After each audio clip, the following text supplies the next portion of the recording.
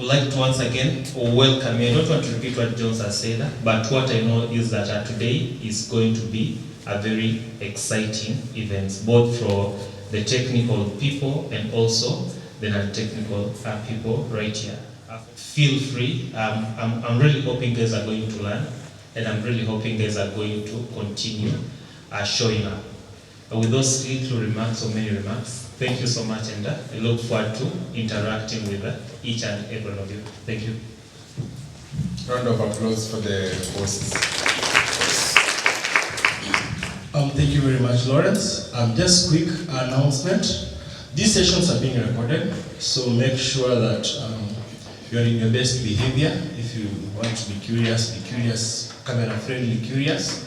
Then also one thing I want to mention is that you can go ahead on Twitter. Our hashtag is BSides Nairobi 2022. So feel free to tweet, feel free to tag us, feel free to tag anyone here. I hope at the end of it all you're going to have made a few friends. Again, network. So I'll hand over to Fraser to introduce our first session. So for the first session, we're going to have Deborah Rioba talking to us about technical controls for implementing Kenya Data Privacy Act. So just a brief bio about Deborah. Deborah is a cybersecurity, privacy, and trusted technologies senior consultant at EY with a focus on vulnerability and threat management. She is passionate about data privacy and protection and has conducted data privacy gap assessments and data flow mapping for local and multinational clients. So a brief about the talk.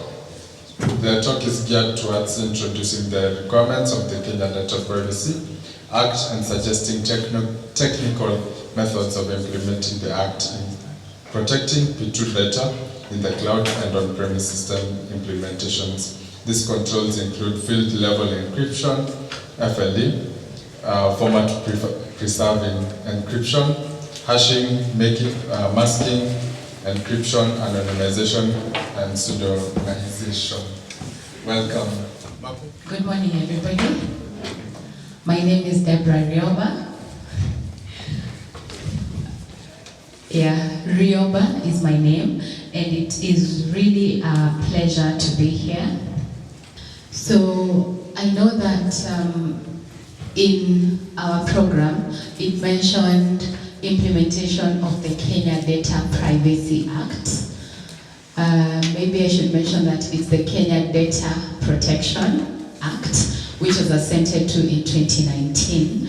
And mainly there's a difference between privacy and data protection, whereby privacy mainly looks at who has access to your data, and now the protection is the security part, where you've got all these other technical controls that you're utilizing to actually ensure that data is protected, that whoever is mandated to have access to this data has access to this data. So from the word go, the best place to start would be to do an analysis of your data. For instance, if you've got an enterprise, even at school, personal identifiable information would fall under this category, and there's also what you call, on top of personal identifiable information, there is the sensitive data. So for you to be able to actually protect this data, you need to assess, what am I collecting? Where is it stored? Who has access to this? So that from the beginning, then it's easier to actually have a roadmap of what it is that you're protecting. So mainly it will be doing discovery. And I know that there are tools. Maybe one of the key things that I will say, I will not be giving specific tools, but just a general overview of the controls that can be used to actually protect this data. So when you do the discovery, you'll mainly be looking at what types of data sets do you have.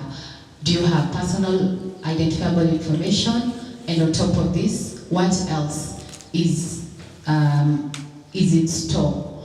So that when you are doing, say for instance, the classification, then you can classify, say, public, internal, sensitive, etc., so that it becomes quite holistic for the protection to take place. So how is it used? Are we using this to give the services that we are legally mandated by, say, the licenses that we have been given? So once this is in place, then if I could mention, there are certain prerequisites within the Act that mandates processors and controllers to abide by. So once you have gone ahead and registered as a controller and processor, which at the moment I think the process is still ongoing, if maybe you keep a keen eye on the Office of the Data Protection Commissioner,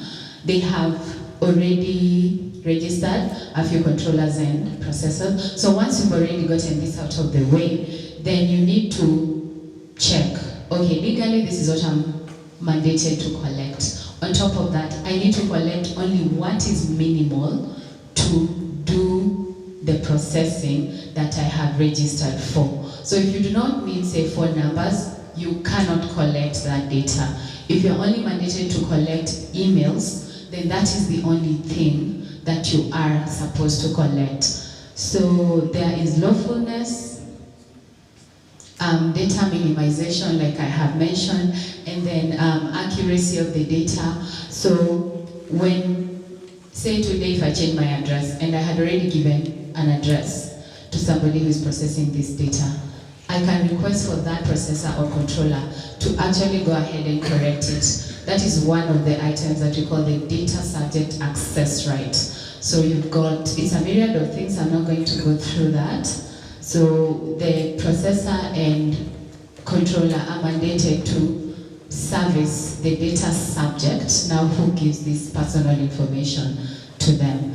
So in essence, the controls that ideally you should put in place should encompass the data management life cycle. And it starts from collection to the point of disposal. So at your point of collection, what controls do you have? And then after you collect, then you go ahead and process. During processing, are you sharing this data with other people? Are you doing any cross-border transfers outside the country, for instance? And if you're doing that, then you need to check the technical safeguards to the party that you are transferring this data to. So on top of that, how are you storing it? What controls do you need to have in place when you're storing it? And then post-storage, then there's definitely archival, and then disposal. You need to dispose, according to the Act, you need to dispose this data if you no longer need it. But there's a caveat there, because I know there are different laws that mandate us to, say, if you have a court case and you are required to provide some historical information to court to facilitate that particular case. So there's some little caveats here and there, which we are going to go through. So one of the key things, which personally I would consider very highly, is identity and access management.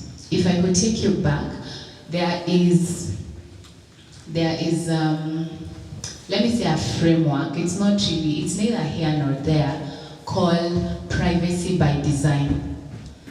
So ideally, during the whole life cycle, the data management life cycle, you're supposed to embed privacy in every single process or product. So if you are introducing a new product, for instance, from the onset, from your SDLC, all the way to when the product goes to market, you need to have the data privacy by design embedded within your processes. So that, if I could give an example, when you are giving access to, say, mobile banking, you're not supposed to have some pre-checked boxes or automatic opt-ins, if I could call it that. It needs consent is very key. So if you've already done this from your development stage, then at the point where you are collecting the data, it does not become problematic, you're not flouting any laws. So that from the onset, and then now it goes all the way back to when you are disposing this data. So having said that, one of the key items, once you have already done a discovery of your data within your databases, if you are processing them in your, your web servers, application servers, etc., then you go back to your fundamentals. Who has access to this data? And that's where you have your identity and management tools coming in. And on top of this, there's the privileged access management, so that you have the least privilege principle being implemented to this, so that if there is someone who needs this data, you apply the need to know framework, so that you do not also have people accessing the data who are not really mandated. As we know, I know this one is quite common, that a very high percentage of fraud cases, or rather even data leakage, is usually an inside job, as we like to call it. So if you take care of your internal processes, then it becomes easier to take care of the external attackers, just to minimize the risk of having a breach. Now, on top of it, of course, like I said, is the privileged access management.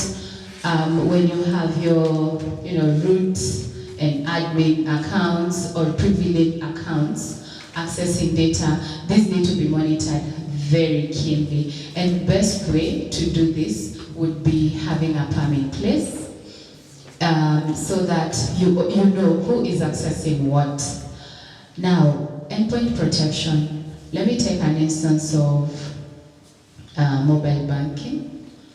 I think that would be the best. We have already heard of people complaining that, no, this is the social media, I'm not going to mention the exact, that they're having their bank accounts wiped clean.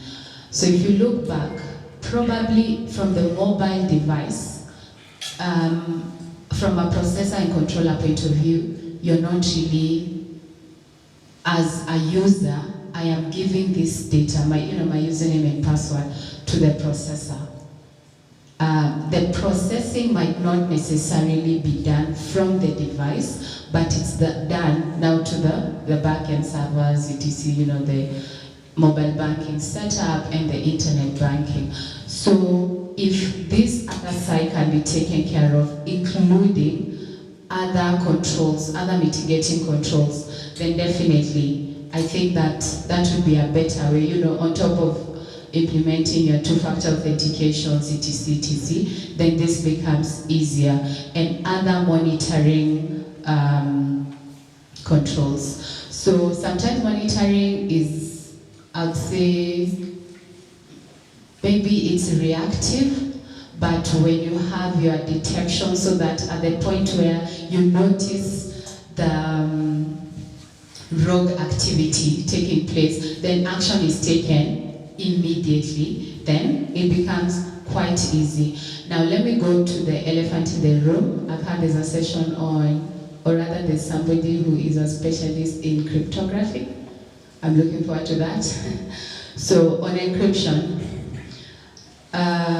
this is important. So like I said initially, when you've got data at rest and data in transit, and sometimes you might get that if you have a system in cloud, then definitely if you're transferring that data from your own data centers, or you have already hosted them there, so that say users are actually accessing systems on the cloud regardless of the platform, it's quite important to ensure that encryption happens end to end, from the moment the data is collected to when it's in transit to when it's on the cloud, so that it becomes a bit easier to actually comply to the act. If I could mention and quote, when doing breach management, and if there happens to be a breach, the act gives a provision for reporting of such breaches within 72 hours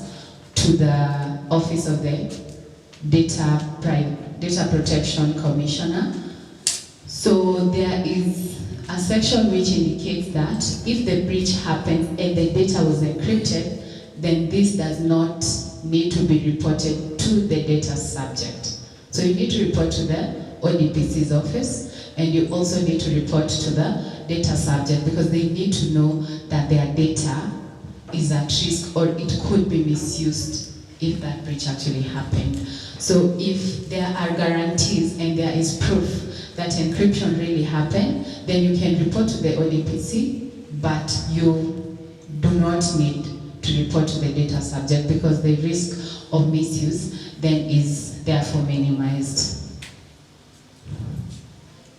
So on top of this, another control, like I said, users, now who we are referring to the data subject, need to have availability of this data.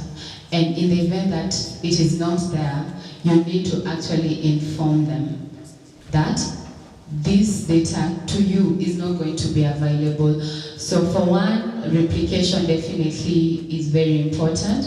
And I wanted to mention on retention, there are some limitations on retentions that the Act gives, such that if today, because I am a data subject, for instance, and I need you as the data controller to delete my data today because I feel I do not need you to have access to it or to process it in any kind of way. So if I request a deletion, the best thing that you as a controller can do is to actually restrict it and not necessarily delete it. Because in the event that it will be needed in the future for any other purpose, then that becomes a problem to the controller. So retention is not really absolute. We need to look at, okay, the KDPA does not give a specific period.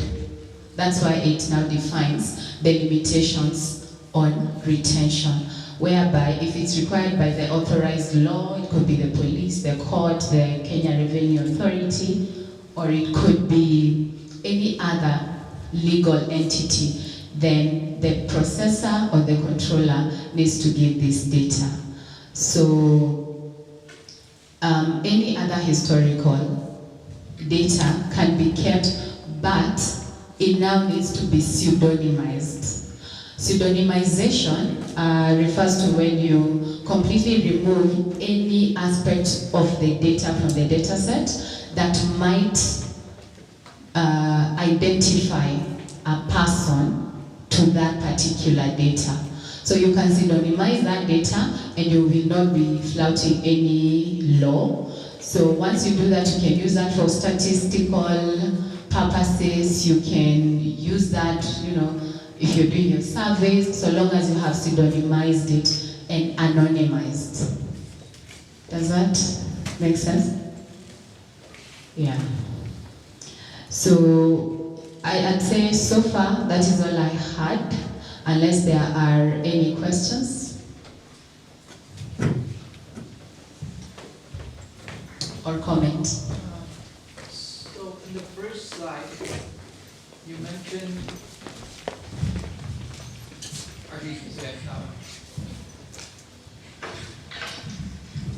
so there you mentioned controls. I'm sorry, the next slide, please. After that, yeah, the life cycle online? Yeah, there. So over there, under the collection, you mentioned controls, right? So I said that if you already have privacy by design controls at the back, at the collection stage, there is really no technical controls that you can employ. You just need to ensure that you do not have any pre-checked boxes where the user does not give explicit consent for their data to be processed. Right. Could you just explain a little bit more, like what you mean by controls. Could you define or give us some examples of controls that can be implemented by a data controller or data processor? Oh yeah, so these are the ones that I was talking about, especially for the data, let me say data loss prevention. Sometimes I've seen others define it as a single tool, but my approach is to take it from a strategy point of view, because there are different tools that actually ensure that data is not lost or leaked, and it could even go not necessarily technical, even from your processes. Now for the controls, the technical ones, it would mean, pseudonymization, the identity and access management, if you're doing privileged access management, with the help of the actual technologies to do these particular things. Thank you so much, and I appreciate. Round of applause.